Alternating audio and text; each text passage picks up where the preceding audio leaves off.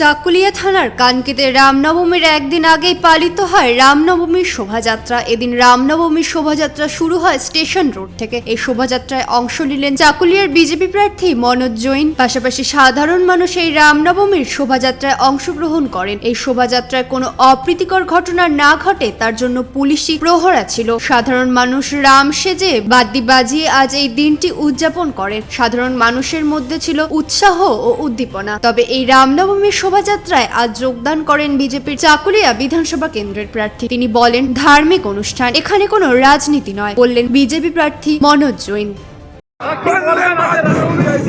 আজকে খুব আনন্দ সবাই আছে, আনন্দ আমরা করছি। আজকে ধর্মের জায়গায় রামের নাম নিয়ে আমরা করছি।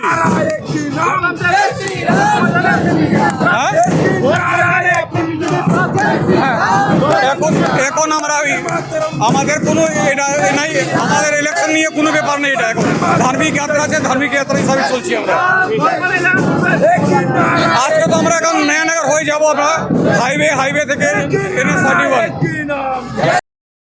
চাকুলিয়া থেকে দেবব্রত চক্রবর্তীর রিপোর্ট, কুলিক নিউজ।